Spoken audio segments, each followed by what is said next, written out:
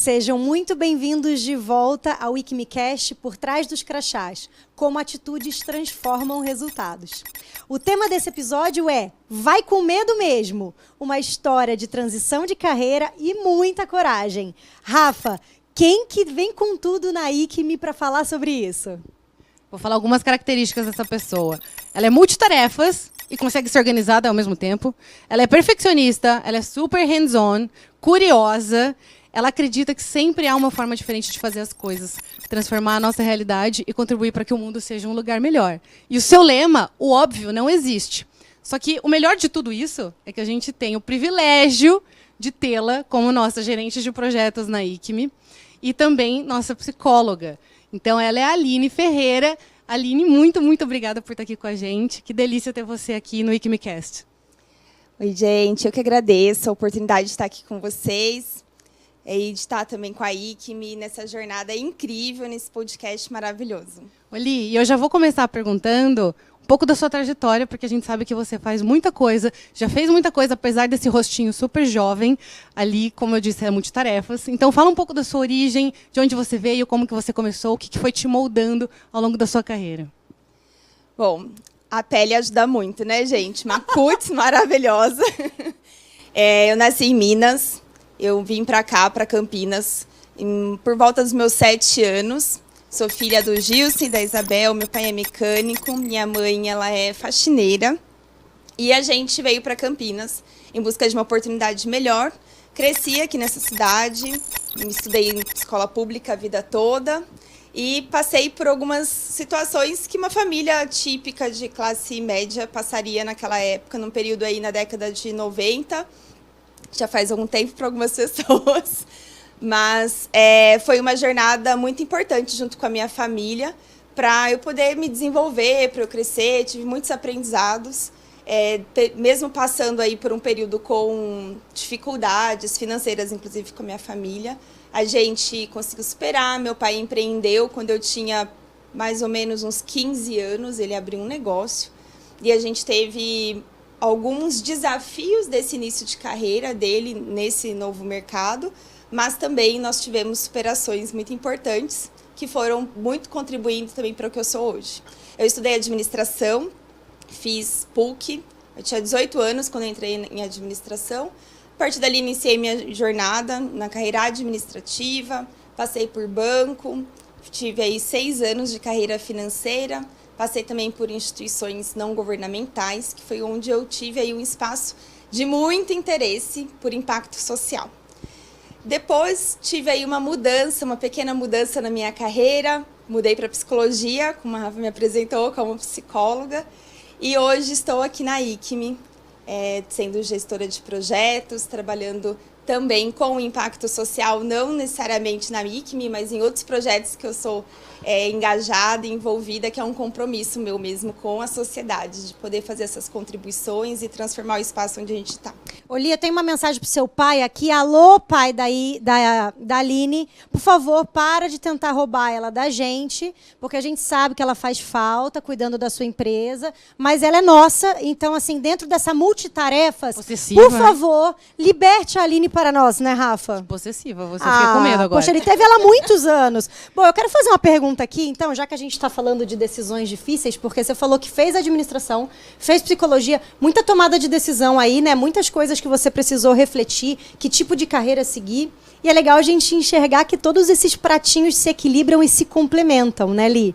Mas eu queria saber de você uma decisão muito difícil, talvez a decisão mais difícil que você já tenha tido que tomar na sua carreira. Qual foi? A decisão mais difícil que eu tive na minha carreira foi me reconhecer dentro de um espaço que não era o mais adequado para mim.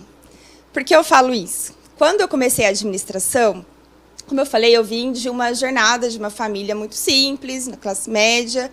E eu fui uma das primeiras pessoas da minha família, se não a primeira, a acessar a universidade. Quando eu acessei a universidade, num contexto de universidade privada, eu tinha recursos bem limitados para estar naquele espaço. E eu fui tentando, como muitas pessoas, eu hoje compreendo que muitas pessoas vivem isso, tentando me adaptar a grupos que eu não fazia parte. Isso não tem necessariamente a ver somente com o espaço financeiro que essas pessoas circulavam, mas também com a forma que elas se vestiam, que elas gostavam, os lugares que elas iam. Não fazia muito sentido isso para mim. E a minha carreira ela foi seguindo um pouco desse caminho. Sem perceber, eu fui seguindo um fluxo meio que natural, de que quem faz administração vai trabalhar no escritório, depois eu fui para o banco, então eu usava muita roupa social, e fui me adaptando achando que era aquilo que eu queria. E a decisão mais difícil na minha carreira foi em 2016, quando de fato eu percebi que eu estava adoecendo por estar num espaço que não era para mim, por estar tentando me adaptar a um contexto que não era só de desafios pessoais e de vivências ali, mas era um contexto que não era o que eu gostaria de viver. Não tinha os propósitos atrelados com o que eu queria para a minha carreira. Então, eu decidi em 2016 que eu iria cursar psicologia, que era um curso que eu já queria mesmo, desde lá de 2010, quando eu fiz administração. Mas esse desafio ele foi um pouco mais difícil de conseguir alcançar. Por quê? Porque quando você já está com 28 anos, como eu estava, com uma carreira em ascensão, fica mais difícil de você largar a mão de um lugar seguro para seguir um espaço novo. E para as pessoas, vou fazer uma analogia aqui. Para quem tem medo de altura, uma pessoa que é aventureira e vai pular de bungee jump é louca, né? Então, quem tem medo de altura vê uma pessoa aventureira como maluca. Vai pular de bungee jump, vai subir um prédio, vai escalar. Então, para quem não vai fazer aquilo que você está se propondo a fazer, e para quem está num lugar seguro como eu estava, as pessoas julgaram muito isso. Então, foi muito desafiador me manter ali firme no meu propósito, de que eu queria iniciar uma nova universidade, que eu ia começar uma nova carreira, fazer um processo de transição e que estava tudo bem fazer isso próximo dos 30 anos, que é quando um monte de gente espera já estar com a carreira ali totalmente decidida e resolvida. Deixa eu só fazer um parêntese aqui, porque isso que você falou é muito real. A gente viveu isso também, né, Rafa? E essa questão da idade, esses tabus de quando você pode se reinventar, quando você pode mudar de carreira, é algo que ficou lá atrás. A gente tem cases aí incríveis, ali trouxe o dela, mas, por exemplo, a própria história da Mary Kay, que se reinventou com 50 anos de idade e deixou um legado aí que tantas outras pessoas dão seguimento. Então, poxa vida, será que realmente a idade é tão relevante ou a sua vontade é maior do que a sua idade ou outro estereótipo, né? E o Flávio Augusto, quem conhece, um super empreendedor aí histórico, dá palestras infinitas, e ele fala que a gente tem que fugir dessa linha de produção, né, da sociedade que impõe que, poxa, aos X anos você tem que se formar, você tem que finalizar a escola, aí você tem que começar o seu trabalho, CLT de preferência, com um contrato fixo ali, empreender é arriscado. Então, é muito bacana porque ele provoca a gente a questionar a idade, a questionar o que você pode e o que você não pode. E uma grande habilidade que a gente fala muito na Equime sobre isso, e vou falar aqui no EquimeCast super bacana, é a mentalidade de crescimento. Né? É como que você enxerga cada coisa que está acontecendo na sua vida de uma forma a tornar-se uma oportunidade, e não um desafio, e não um limitante. E você teve muito isso, né, Li, ao longo da sua carreira. Exatamente. E acho que é um ponto importante a trazer aqui. Você pode estar se questionando, ok, você saiu da carreira bancária, do mundo corporativo, e hoje você está numa consultoria como gestora de projetos. Onde que está a psicologia nisso? Ixi, tá em tudo! É a nossa psicóloga. Gente, no dia a dia. Esse é um outro ponto importante de reflexão aqui, porque a percepção que as pessoas têm em relação à psicologia é que o psicólogo, o profissional psicólogo, ele vai trabalhar somente numa cadeira da clínica, fazendo atendimento de psicoterapia. E não é bem assim. Então, a psicologia, ela trouxe uma outra visão para que eu pudesse trabalhar com desenvolvimento humano, que é o que nós fazemos aqui na ICME, para que eu pudesse trabalhar com impacto social, que são com os outros projetos que eu estou envolvida. Hoje eu estou membro do Núcleo de Psicologia e Pessoa com Deficiência do Conselho Regional de Psicologia. E lá eu posso fazer contribuições também, tanto com essa visão de negócio, porque não é porque eu mudei de carreira que o que eu vivenciei não está mais comigo. Então, acho que isso é importante também. A gente tem uma trajetória e essa trajetória também está com a gente, mesmo quando a gente opta por fazer essas mudanças. Ali, e você falou de diversidade, dos projetos que você é envolvida, de impacto social. Queria que você falasse um pouco como que as empresas tradicionais hoje, pela sua experiência envolvida com um monte de multinacional, startup de impacto que a gente sabe, como que as empresas tradicionais podem nadar contra a maré também das pessoas que encontram empecilhos para desenvolver projetos sociais dentro das suas organizações. O que falta nesses profissionais? Que atitude que eles podem ter? Ou que ação eles podem ter para realmente conseguir aliados a favor disso? O primeiro passo que a gente precisa ter quando a gente tem um contexto de desafio de promover impacto social, de ter preocupação com sustentabilidade, com a inclusão, com a diversidade dentro das empresas, é trabalhar empatia.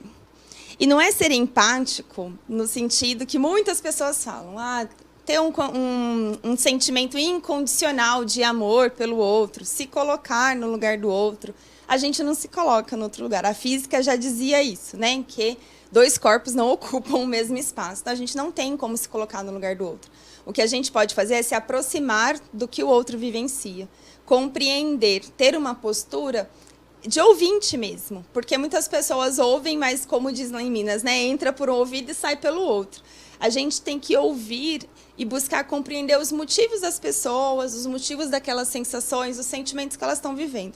Quando a gente pensa em diversidade, a gente precisa estar disposto a compreender que cada um de nós tem uma história, vivências diferentes, que essas histórias nos moldam. Nós somos seres sociais. Então, as empresas e os profissionais também, porque senão fica muito no lugar também de que as empresas são única e exclusivamente responsáveis, só que a empresa é um CNPJ. Então, as pessoas que compõem aquele negócio é que precisam ter ações. A gente precisa conversar sobre diversidade e inclusão, mas a gente precisa agir, a gente precisa pensar nas nossas ações. E muitas vezes as suas ações mais práticas, elas vão começar no seu dia a dia. Então, é você como líder, na sua liderança direta, ou com um par.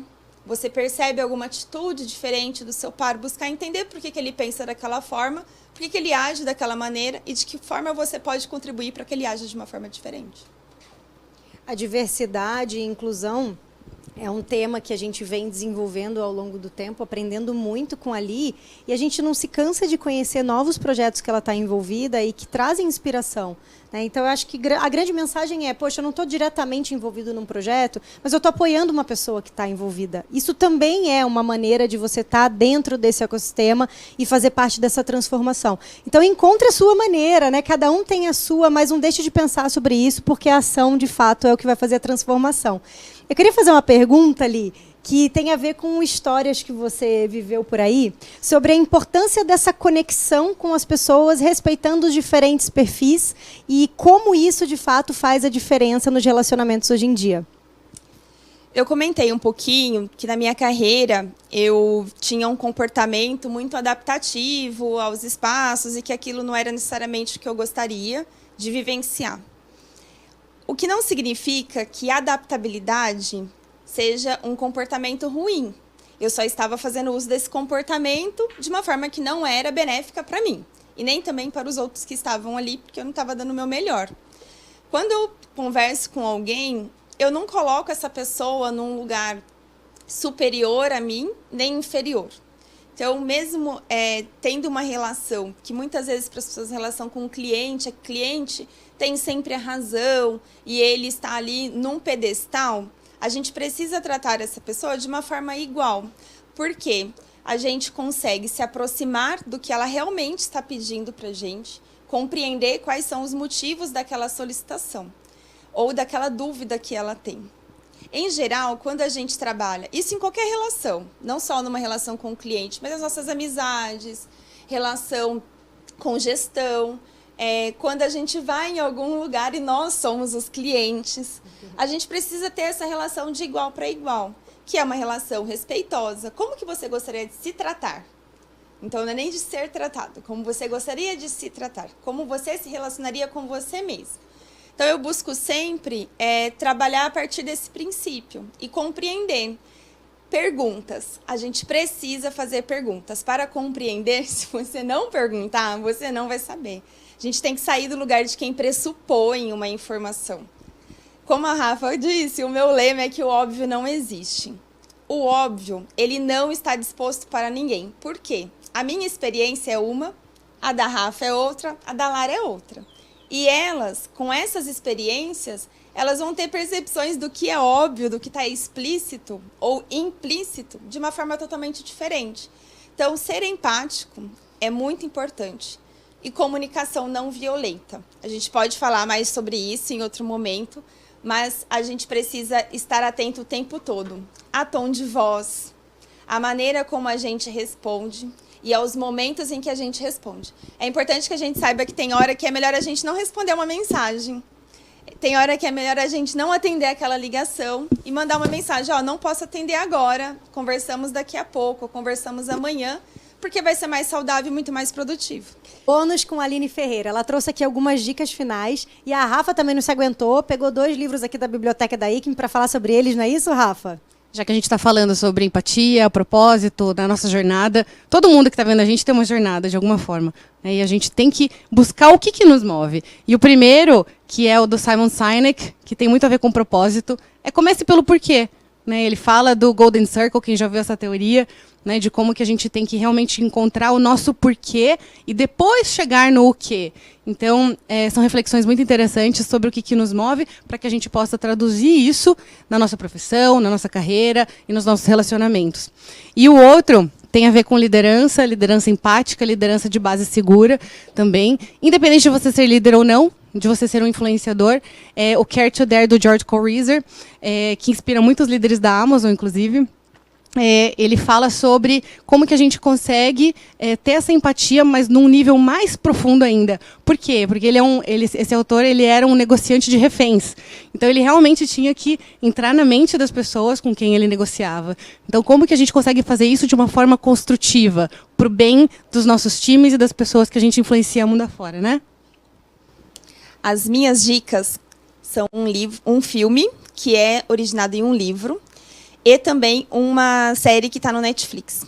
O filme, ele se chama Natureza Selvagem. Ele foi inspirado num livro, é uma história real de um jovem, que ele parte em uma jornada em busca do conhecimento do Alasca. Então, ele faz essa jornada como um mochileiro. Eu não vou contar o final, mas eu quero que vocês tenham atenção de que a gente precisa se arriscar, tomar aí o lugar de protagonista da nossa história, mas para isso a gente precisa de planejamento. E o final dessa história diz muito sobre planejamento, ou a ausência dele.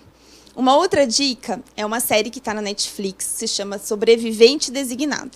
Ela tem como plano de fundo uma história clichê do presidente dos Estados Unidos, que tem ali seus desafios no dia a dia, mas ela traz de uma forma muito autêntica a importância de uma liderança empática, de uma liderança que é sincera e transparente com os seus liderados, e também a temática da diversidade de uma forma muito simples, muito acessível para as pessoas que não estão acostumadas com essa temática no dia a dia. Aline, muito obrigada pela sua participação. Rafa, quais foram os principais destaques desse papo hoje com a ICM? Além do fato de ser um presente ter a Aline no time ICM como nossa gerente de projetos. Então, foi fantástico, Aline. Obrigada por você estar aqui com a gente. O que eu levo é que a gente realmente tem que se conhecer, tem que entender o que nos move, né, como você fez, e não descansar nunca. Né? Você foi buscando, poxa, não estou satisfeita, não vou aceitar uma vida mais ou menos, não vou aceitar uma felicidade mais ou menos só porque é o que a sociedade espera de mim. Vão além, porque é aí que a mágica acontece, né? Obrigada a todos por estarem com a gente até o final desse episódio. Nos vemos em breve no próximo episódio do ICMcast. Até lá!